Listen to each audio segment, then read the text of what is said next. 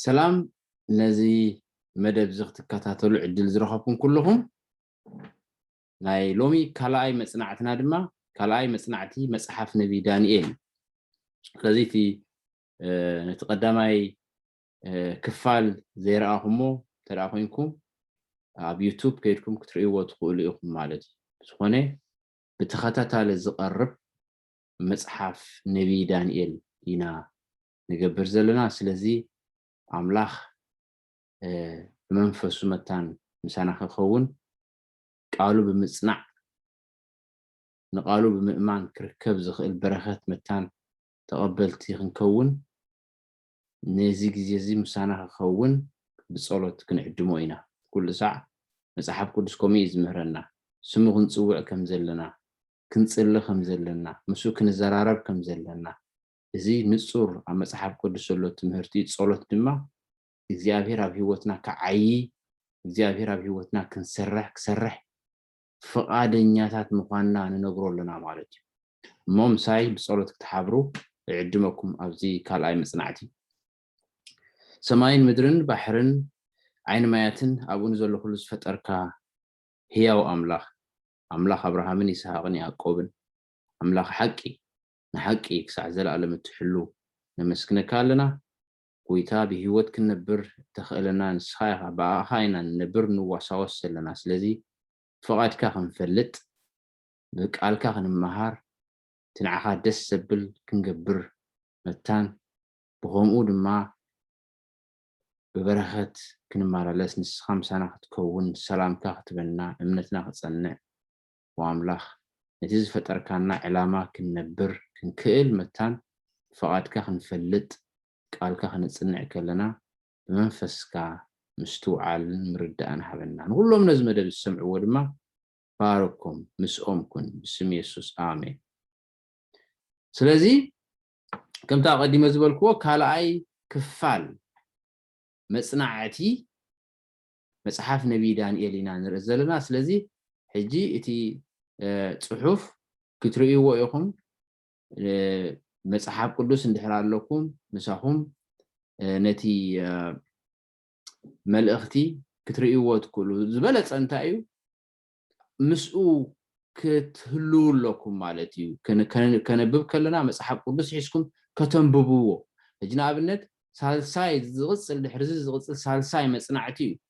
كيدكم دما نت مصحف كتنببوه بزياده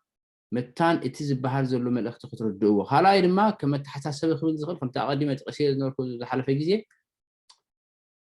عابي سكرين زلو تلفزيون دحرار لكم مس درابيتكم كونكم مس قلعو كونكم نزو خطريوه عابي طبق اغاطامي قلعو من اسيات قال እግዚአብሔር ከጽንዑ ቃል እግዚአብሔር ከመሃሩ ፍቃድ አምላክ ፈልጦት ዝላዓለ ጸጋይ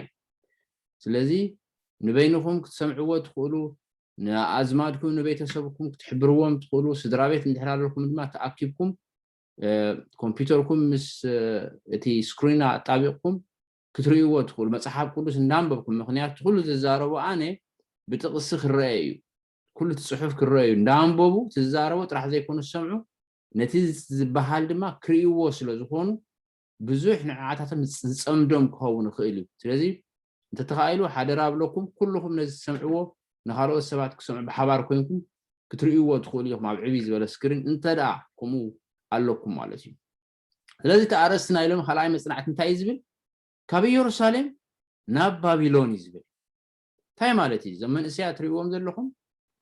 سدرا مساق عبدنيغو مستانيل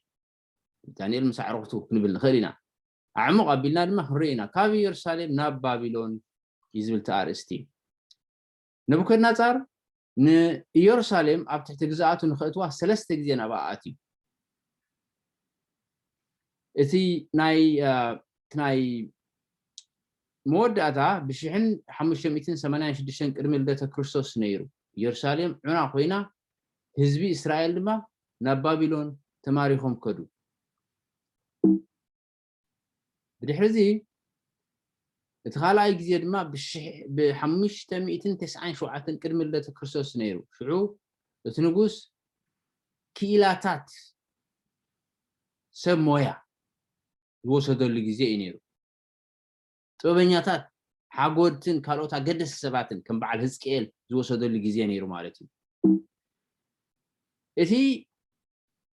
ንመጀመርያ ግዜ ድማ ብ605 ቅድሚ ልደተ ክርስቶስ ነይሩ በቲ እዋን መሳፍንቲ ናይቶም ህዝቢ ናብ ባቢሎን ተወስዱ እቲ ቀንዲ ዕላማ ድማ ንባቢሎን እሙናት ምእንቲ ክኾኑ ንናይ ባቢሎን ስርዓተ ክብርታት ዝሕልው ንክኾኑ ክቅይርዎም እዩ ነይሩ እቲ ቀንዲ ዕላማ ኣካላት ናይ ዝጉጅለ ዳንኤልን ሃናንያን ሚሻኤልን ኣዛርያን ነይሮም እቲ ቀንዲ ዕላማ ኣብዚ መጽናዕትና እንሪኦ እዘን ነጥብታት እዚአን ኣምላኽ ንኩሉ ነገር ከም ዝቋጻጸሮ እዚ ኣብ መጽሓፍ ነቢ ዳንኤል ምዕራፍ 1 ካብ ፍቕዲ 1 ክሳብ 2 ከምኡውን ኣብ ፍቕዲ 21 ንሪኦ ንኽእል ዳሕራይ ክንርኢና ብዛዕባ እቲ ስልጠና ወይ ድማ ንዕኦም ከሰልጥኖም ዝገብሮ ነገር ምቕያር ናብ ኣረማውነት ሃይማኖቶም ክቕየር ብዛዕባኡ ኣብቲ ዳንኤል ምዕራፍ 1 ካብ ፍቕዲ 3 ክሳብ 7 ንርኢ ከምኡ ኣመጋግቦኦም ከይተረፈ ክቕይሮ ደልዩ ድማ ኣብ ዳንኤል ምዕራፍ 1 ካብ 8 ክሳብ 16 ንንብብ ቀፂሉ ንሪኦ እቲ ውፅኢት እዩ ናይዚ ኩሉ ዝገበሮ ፈተነ ውፅኢቱ እንታይ ነይሩ ብሉፃት ነይሩ ፍፁማት ነይሩ ብዛዕባ እዚ ክንርኢና እንታይ ማለት ከም ዝኾነ ማለት እዩ ኣምላኽ ንኩሉ ነገር ከም ዝቋፃፀሮ እዩ ዝብል እቲ ናይ መጀመርያ ኣርእስቲ ንዝትየሉ እዚ ሕጂ ኣብ ትንቢት ዳንኤል ምዕራፍ 1 ፍቕዲ 2 እንታይ ይብለና እግዚኣብሔር ድማ ንዮአቂም ንጉስ ይሁዳን ካብ ኣቑሑ ቤት ኣምላኽ ከዓ ሓደ ክፋልን ኣብ ኢዱ ሃቦ ናብ ሃገር ሲንዓር ናብ ባቢሎን ማለት እዩ ናብ ቤት ኣምላኹ ወሰዶም ነቲ ኣቑሑ እውን ኣብ ቤት መዝገብ ኣምላኹ ኣእተዎ ይብለና ሕጂ ኣዝዩ ኣገዳሲ ኣምላኽ ንኩሉ ነገር ከም ዝቋፃፀሮ እንዲና ኢልና እቲ ኣርእስቲ እግዚኣብሔር ድማ ንዮአቂም ንጉስ ይሁዳ ካብ ኣቑሑ ቤት ኣምላኽ ከዓ ሓደ ክፋልን ኣብ ኢዱ ሃቦ እዞም ኣይሁድ እዚኦም ህዝቢ ኣምላኽ እዩ ኣምላኽ ንኣብርሃም ፀዊዕዎ ንዓኻን ንዘርእኻን ክባርኹኩም ዝባርኹኻ ክባርኾም ንዝረጎመኻ ክረጎሞም በኣኻ ድማ ዓሌታት ኩላ ምድሪ ክባርኹ እዮም ኢሉ ድሕርና ክንሪኦ ኢና እንታይ ማለት ምዃኑ ናይ እግዚኣብሔር ህዝቢ ከለዉ ግን እቲ ኣምላኹም ዘምልኽዎ ኣምላኽ ኣሕሊፉ ሂብዎ ንኻልእ ንጉስ ኣሕሊፉ ሂብዎ ይብልና በዚ ምክንያት እዚና ኣምላኽሲ እቲ ኩሉ ነገር ካብ ቁፅፅር ወፃኢ ነገር ስለ ዘይነበረ እንታይ ዳ ንሱ ፈቂድዎ ክኸውን ስለምንታይ ፈቂድዎ እቲ ሓቀኛ ኣምላኽ ስለ ህዝቡ ክከላኸል ብዘይ ምኽኣሉ ከም ዝተሳዕረን ከም ዝተሰደደን መሲሉ ክርአ ይኽእል ይኸውን ዋላ እኳ ከምኡ መሲሉ እንተተረኣየ እቲ እግዚኣብሔር ኣብ ኢዱ ሃቦ ዝብል ኣገላልፃ ግና ንኩሉ ይቕይሮ ህዝቢ ኣምላኽ እሙናት ስለ ዘይነበሩ ባቢሎን ንምቕፅዖም ተጠቐመላ ዚና ንዘነ ስለዚ እግዚኣብሔር ንኩሉ ፈጢሩ ምድሪ ጥራሕ ኣይኮነን ንዛብ ሰማይን ምድርን ባሕርን ዓይኒ ማያትን ኣብኡ ንዘሎ ኩሉ ዝፈጠረ ሓደ ኣምላኽ ጥራሕ እዩ ዘሎ እዚ ኣምላኽ እዚ ድማ ንህዝቢ እስራኤል ከም ህዝቢ መስሪትዎም ፍሉይ ዕላማ ንዓለም መታን ፍልጠቱን ሓቁን ክነግርዋ ኢሉ እሙናት ኣይነበሩን ነቲ ፃውዒቶም ምክንያቱ ብዛዕባ ጎይታና ኢየሱስ ክርስቶስ መጽሓፍ ቅዱስ ክዛረብ ከሎ ነብናቱ መፅአት ወምናቱ ግና ኣይተቀበልዎም ነቶም ዝተቀበልዎ ዘበሉ ኩሎም ብስሙ ዝኣምኑ ግና ውሉድ ኣምላኽ ክኾኑ ስልጣን ሃቦም ይብለና ስለዚ እቲ መሲሕ ኣይለለይዎ ስለዚ ብዛዕባ ዝተወሰነ ህዝቢ ኣይኮነን ብዛዕባ ሓደ ሰብ ኣይኮነን ብዛዕባ ኣምላኽ ድማ ኣፈላላይ ኣይገብርን ኣብ ብምልእቲ ዓለም ኣብ ነፍሲ ወከፍ ህይወት ናይ ሰብ ዕላማ ኣለዎ ስለዚ ቃል እግዚኣብሔር ንኩሉ ሰብ ኢየሱስ ናይ ኩሉ ሰብ ህዝቢ ኣምላኽ እሙናት ስለ ዘይነበሩ ባቢሎን ንምቕፅዖም ተጠቐመላ ኣምላኽ ኣብ ልዕሊ ታሪክ ፍጹም ገዛእ እዩ ነቲ መቕፃዕቲ ንሰብዓ ዓመት ጥራይ መዲብዎ ንቂሮስ ተጠቒሙ ድማ ከም እንደገና ሓራ ኣውፆም ኣብ መጽሓፍ ነቢ ኤርምያስ ምዕራፍ 29 ፍቕዲ 10 ክንንብብ ንኽእል ኢና ኣምላኽ ኩሉ ግዜ ንታሪክ ከም ዝቋፃፀሮ ሙሉእ ብምሉእ ርግፀኛታት ክንከውን ንኽእል ኢና ኢየሱስ ንኻልኣይ ግዜ ክሳዕ ዝግለጽ ንህዝቡ ክሕሉ እዩ ስለዚ እንታይ ዝረዳእና ሕጂ ንኩሎም መንግስትታት እግዚኣብሔር ኣብ ልዕሊኦም እዚ ሓቂ ንዑ እሙናት ተዳእ ኮይና ንዑ እሙናት ክንከውን ንዑ ክንፈልጦ ቃሉ ክንንብብ ፍቓዱ ክንገብር ሰዓሪ ናይ ታሪክ ድማ እግዚኣብሔር ስለ ዝኾነ ኣብ መወዳእታ ምስኡ ክንዕወት እግዚኣብሔር ይደልየና ማለት እዩ ነዚ ክንፈልጥ ቃል እግዚኣብሔር ከነፅንዕ ታሪክ ልዕሊ ታሪክ ትንቢት እዩ ኣምላኽ ዝበሎ ጥራሕ እዩ ዝፍፀም ስለዚ ንእግዚኣብሔር ዝኣምን ሰብ ድማ ይዕወት ካልእ مغيار ناب أرماونت زويلنا هنري حجي كمزي بالاب دانيال معرف حدف شوعات تحلق السلوبات كا سمات اوصالو دانيال بالشاصر نهانانيا سيدرا ميشائيل ميساق نازاريا دما عبد نيغو إلو سميوم اجي غيرم نغري اسماتهم كا يقيرلو سلمنتاي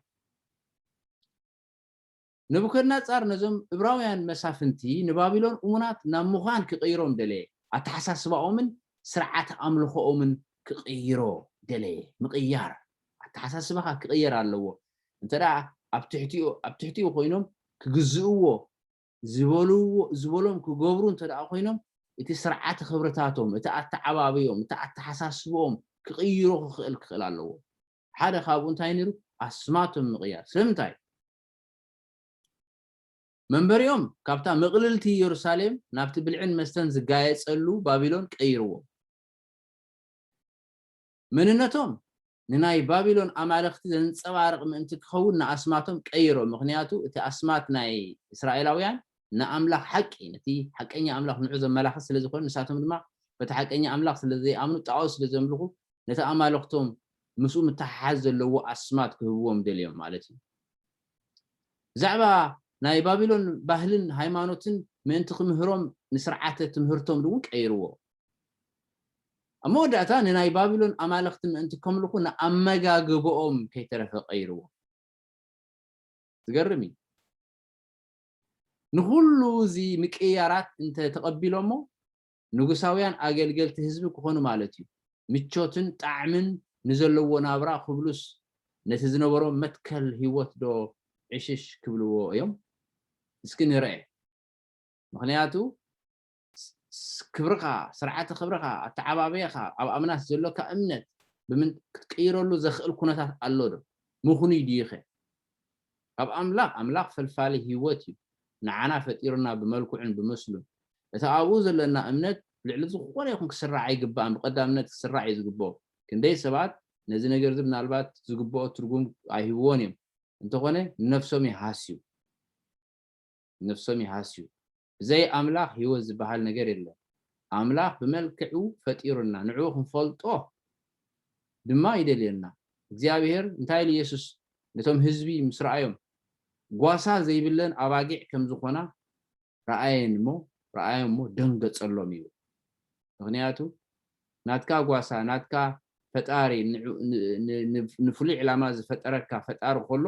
ንዑ እንድሕዳ ረሲዕካዮ ልክ ከም ጓሳ ከም ዘይብላ በጊዕ ኢኻ ትኸውን ስለዚ ትመንነት ብቅያርሲ ካብ ከምዚ ዝኣመሰለ ኣምላኽ ክፈለካ ዝኽእል ኩነታት ክህሉ ይኽእል ዶ ምኽንያ ኣይኮነን ግን ኣሎ ብዙሕ እዞም ሰባት እዚኦም ከም ኣብነት ክንወስዶም ንኽእል ኢና ካልእ መግቢ ኢና ንብል ዘለና ናይ መግቢ ኢለ እንዴ መግቢ ኣመጋግቦም ክቅይሮ ደልዩ ዳንኤል ግና በቲ ብልዒ ንጉስን በቲ ዝሰትዮ ወይንን ከይረክስ ብልቡ ሓለነ بجدي خيركس دما نتحلق سلوبات لمنو اب دانيال معراف حدث شمونتن ስለዚ دانيال كيركس بتمغبي بلبو حلينو مديبو حقينو مال ስለዚ ነቲ ኣብ ልዕሊኦም እቲ ንጉስ ዘተርኣሶ ንዑ ሓቲትዎ ብዛዕባ እዚ ነገር ማለት እዩ እዞም ዕብራውያን መንእሰያት ነቲ ምቅያራት ክቃወሙ ኣይከኣሉን ይኾኑ ብዙሓት ካልኦት እዮም ነይሮም ሲድራቅን ሚሳቅን ዓብዲነጎን ዳንኤልን ጥራሕ ኣይኮኑን እንተኾነ ግና ዳንኤል ምስ እምነቱ ዝፃረር ዝኾነ ምቅያራት ተስፋ ቆሪፁ ኢዱ ክህብ ፈቃደኛ ኣይነበረን ዘነጥብታት እዚኣተን ንርአየን እቲ ምግቢ ንጉስ ብኣምላኽ ዝተኸልከለ ዓይነት ምግቢ ዘጠቃለለ ነይሩ ንኣብነት እንታይ ዓይነት ምግቢ ክንበልዕ ከም ዘለና እግዚኣብሔር ኣቀዲሙ ሓቢርና እዩ ኣብ ኦሪት ዘሌዋውያን ምዕራፍ 11 ክንረኽቦ ንኽእል ኢና ካልእ እቲ ምግቢ ንናይ ባቢሎን ኣማልኽቲ ንመስዋእቲ ዝቐረበ እዩ ነይሩ ምብልዑ ኣካል ናይ ኣምልኾኦም እዩ ነይሩ ማለት እዚ ኣብ ግብረ ሐዋርያት ምዕራፍ 15 ካብ 28 ክሳብ 29 ክንረኽቦ ንኽእል ኢና ሓሳብ ማለት እዩ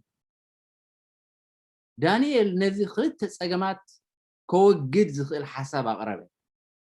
ኣብ ርእሲ እዚ ኣነፂሩ ንምሕሳብ ዘኽእሎ መስተ ክወሃቦ ድማ ሓተተ ለለኩሉ ግና ኣብ ኣምላኽ ተወከለ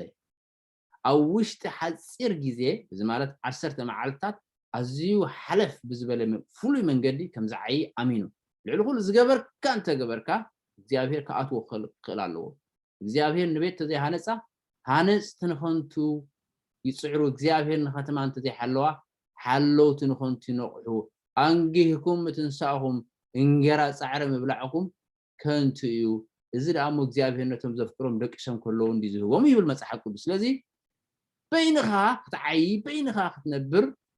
نزي أي تفترنان نزيابير كنفولتو نعود ما كنسعبو يوز دلنا لذي دانيال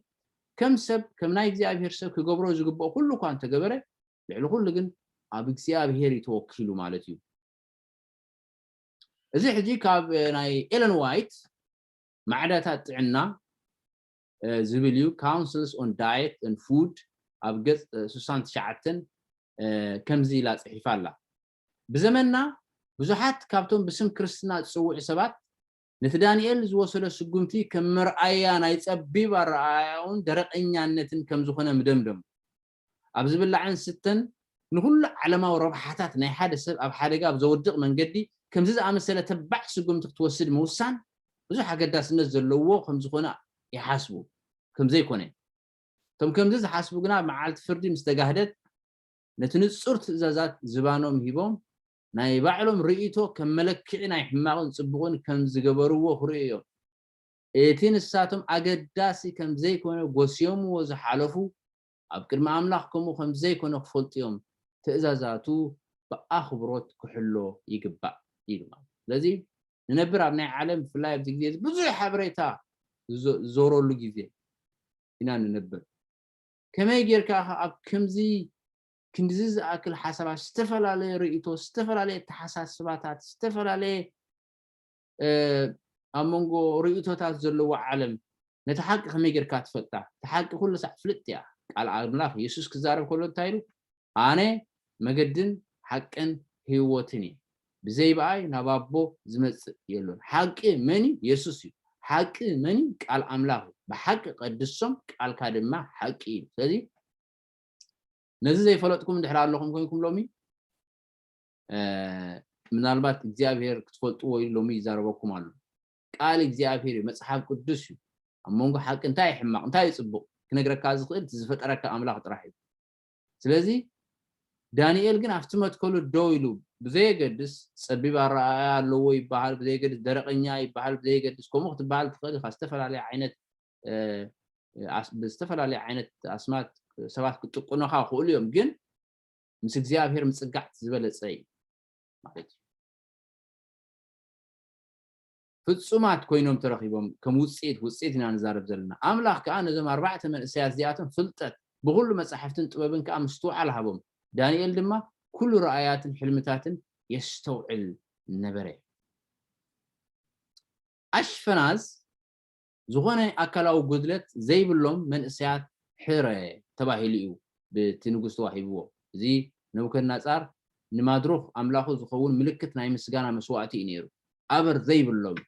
መንእሰያት ክሓርየሉ ከም ዘለዎ ኩሎም መንእሰያት ብዘይ ዝኾነ አካላውን አእምሮአውን አበር ነበሩ እንተኾነ ግና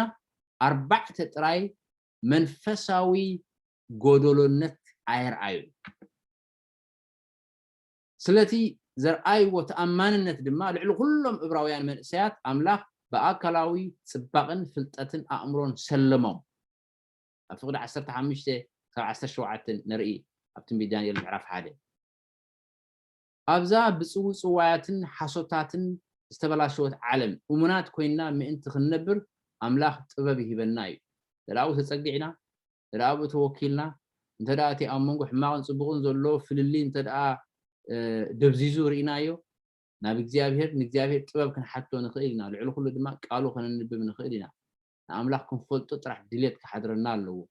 هذا أنا أبوه نقرب لبنا أغنيعه أملاك دما نبنا نقرب تسفه بنا العلو كله نسيو فتيرنا نسيو تي سبونا نقرب تايكم زخانة نقرنا نخن سعبوا دما حيلخ هبنا خم زخانة تسفه زعتولنا سوسلا زخانة بلوصات كوينهم ترقيبهم أنتي وصيتنا نزارب زلنا حتى وصيت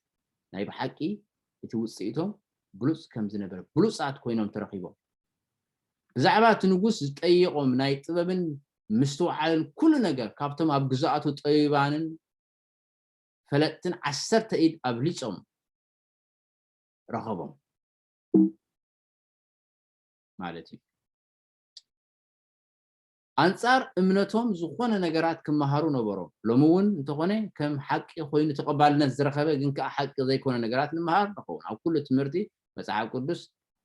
መሰረት ዘይገበረ ወይ ድማ ኣብ ናይ መጽሓፍ ቅዱስ ስርዓተ ክብርታት ዘይተመሰረተ ዝተፈላለዩ ዓይነት ስነ ሓሳባት ስነ ፍልጠት ተባሂሉ ይጽዋዕ ኣሎ ከም ኢቮሉሽን ኣብነት ማለት ሰሰን ሳላቲ ንእምነቶም ደው ንኽብሉ ዝወሰድዎ ውሳኔ ኣምላኽ ብሉጽ ኣእምሮኣዊ ክእለት ብምሃብ ባረኹም ነቲ ዝቐረበሎም ፈተና ብኽብሪ ሓለፍዎ ካብቶም ተመክሮም እዘን ስዕባ ነገራት ክንምሃር ንኽእል ኣምላኽ ኣብ ልዕሊ ታሪኽ ገዛእ ከም ዝኾነ ተጻባኢ ኩነታት ንምስዓር ኣምላኽ ጥበብ ይህበና ኣምላኽ ነቶም ኣብ ትሕቲ ዝኾነ ኩነታት ዝእዘዝዎ ድማ ዓስቢ ይህቦም ጻውዒት እግዚአብሔር ይቀርበልና ኣሎ ሎሚ ኣምላኽ ልዕሊ ኩሉ ገዛእ ምዃኑ ንኣምን ዲና ተጻባኢ ኩነታት ወይ ድማ ኣብ ከቢድ ኩነታት ክንህሉ ከለና እግዚአብሔር ጥበብ ክህበና ንሓቶ ዲና እግዚአብሔር ድማ ኣብ ትሕቲ ዝኾነ ይኹን ኩነታት ንዑ እሙናት ተደኣ ኮይና ዓስቢ ከም ዝህበና በኣምላኽ ኣሚንና ከም ዘይንሓፍር ንኣምን ዲና ኣብ ከምዚ ዝኣመሰለ ኩነታት ነዘን ሕቶታት እዚኣተን ኣዎንታዊ መልሲ እንድሕር ዘይሂብናየን ልዕሊ ኩሉ እታ ትሕተት ካባና እንታይ እያ ድሌት እያ ኢየሱስ እንታይ ኢሉ ነቶም በቲ ግዜኡ ዝነበሩ ሰባት ንሓቂ እንተደኣ ክትፈልጥዋ ደሊኹም ክትፈልጥዋ ኢኹም ኢሉ ሓቂ ክትፈልጥዋ ኢኹም ተሓቂ ድማ ሓራቅ ተውፃእኩም እያ ሓቂ ድማ ንሱ እዩ ኢየሱስ ወዲ ኣምላኽ ተሓቂ እዩ ኣነ መገድን ሓቅን ህይወትን እየ ኣነ ብዛዕባ ሓቂ ዝነግረኩም ዘይኮነ ኣነ ሓቂ እየ እዛ ነገር እዚኣ ኣብ ቅድሜና ኩድጭ ኢላ ኣላ ማለት ስለዚ ኢየሱስ ሓቂ ኢሉሎ ንኢየሱስ እንድሕር ዘይፈሊጥካዮ ንሓቂ ክትፈልጦ ፈቃደኛ ኣይደለኻን ንሱ ድማ ብቓሉ ኣቢልካ ኢኻ ትመሃሮ ማለት መጽሓፍ ቅዱስ ብምንባብ እንታ ቀዲመ ጠቕሰዮ ዝነበርኩ ሓደስቲ ተደኣኹም መጀመርያኹም ነዚ እንድሕር ትሰምዕዎ ኣለኹም ኮይንኩም ብወንጌል ዮሐንስ ጀምሩ ቃል መጀመርታ ነበረ ተቃል ድማ ምስ ኣምላኽ ነበረ ተቃል ድማ ኣብ ኣምላኽ ነበረ ብኩሉ ኾነ ካብቲ ዝኾነ ዘበለ ድማ ዘይብኡ ዝኾነ የልቦም ኣብ ፍቅዲ 12 ድማ ወንጌል ዮሐንስ ምዕራፍ 1 ተቃል ስጋ ኾነ ጸጋን ሓቅን መልእዎ ድማ ኣባና ሓደረ ይብል ብዛዕባ ኢየሱስ ክዛረብ ከሎ ስለዚ ብወንጌል ዮሐንስ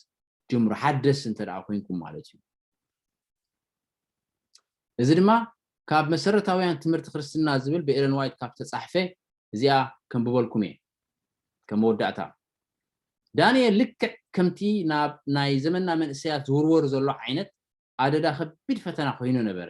ይኹን ደኣ እምበር ነቲ ካብ ንእስነቱ ኣትሒዙ ዝተማህሮ ሃይማኖታዊ መምርሒ እሙን ነበረ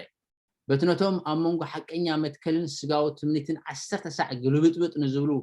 ካህናኹል ብጥንቃቐ ዝተኣልመ ጽልዋታት ተኸቢቡ ነበረ ተኾነ ግና ቃል ኣምላኽ ኣበር ዘይነበሮ ባህርያትን ጠባይን ከም ዝነበሮ ይገልጾ ዳንኤል ኣብ ናይ ገዛ ርእሱ ሞራላዊ ብቕዓት ክውከል ኣይደፈረን ጸሎት ንኡ ንህይወት ዘድሊ መሰረታዊ ነገር እዩ ዝነበረ ንኣምላኽ ሓይሉ ገበሮ ኣብ ኩሉ ናይ ህይወቱ ስምምዓት ድማ ፍርሃት ኣምላኽ ወርትግ ኣብ ቅድሚኡ ነበረ ስለዚ ኣብነት ናይ ዳንኤል ክንስዕብ እቲ ንሱ ዘርኣየ ተኣማንነት ስለ እምነቱ ደው ዝበለ ምክንያቱ ካብ ኣምላኽ ከርሐቐካ ዝመጽእ ዘበለ ኩሉ ፈታዊኻ ኣይኮነ ንሱ ነዚኣ ተረዲኡ ኣብቲ ኣብ ኣምላኹ ዝነበሮ እምነት ደው ኢሉ ክሳዕ መወዳእታ ኣምላኽ ድማ ኣይሓደጎን ኣይሕፈሮን ብብዙሕ ርአይና ኣብ ዝቕፅል ትምህርትታት ብብዙሕ መንገዲ እግዚኣብሔር ርእሱ ገሊጹሉ ዳንኤል ማለት እዩ እሞ ንዕኡ ጥራሕ ዘይኮነ ድማ ንዓና በዚ መወዳእታ ዘመናት ንዘለና ዝጠቕመና ብዛዕባ ግዜና ዝዛረበና ትንቢት ሂብዎ ስለዚ ናይ ሎሚ መጽናዕትና ኣብዚ ወዲና ኣለና ንክሳብ ኣብቲ ዝቕፅል ሳልሳይ መጽናዕቲ ክንቅፅል ኢና እዚ ካልኣይ መጽናዕቲ እዩ ነቲ ቀዳማይ መጽናዕቲ እንድሕር ዘይረኣኹሞ ኬድኩም እንደገና ኣብ ዩቲዩብ ክትረኽብዎ ትኽእሉ ኢኹም ነቲ ዝመጽእ መጽናዕቲ ክትከታተልዎ ድማ ንምዕራፍ 2 ትንቢት ዳንኤል ከተንብብዎ ሓደራ ይብለኩም ማለት እዩ ሓራም ከተንብብዎ دحراي نزي ملأخت ما خطريو لعلو كل دما نتي ملأخت ندار أخمو مصحاب قدسكم حيسكم داغون صلكم كتورا دروت زبحال سي مصحاب قدس تمسرت لي أيكون إنه تفولتوا مالتي لذا أملاخ يبارككم نزي ملأخت تخسمعوا عدل سلازرقبكم فقادنيات دما سلازكمكم مالتي كمتي كل ساعة نزي مدب زقرن مودئي بصورة كعاتوي مساي بصورة كتحابرو دما يعدمكم سماين مدرن بحرن عين ماياتن أبو زلو خلص فتركا حقيني أملاك أبراهامن يسحقن يعقوبن نحق يقصع زلالم تحلو تمسكن بأخاينا ننبر زلنا بأخانا ننبر بأخانا واساوس زفتركانا أملاك نسخائقا هيوتنا كله دما أبكد ميخايب بارخنا فقادك هنفلت نعاها دس سبل تي نعانا نمفتارنا زلوكا ناي مفتارنا علامة هنفلت فقادك هنمالالس متان مقال كان نصنع كلنا مسانا كون كلهم نزي مدد السمعوا ابز زلوو يدكم سوم تكون باركم كبرن مسكانان نعها يكون اسم يسوع امين ስለዚህ መደብ ናይ ሎሚ ኣብ ዝተወዲእ ኣላ ኣብ ዝቕፅል መደብ ክሳዕ እንራኸብ እግዚአብሔር ምስ ኩልና ይኹን ድሓንኩኑ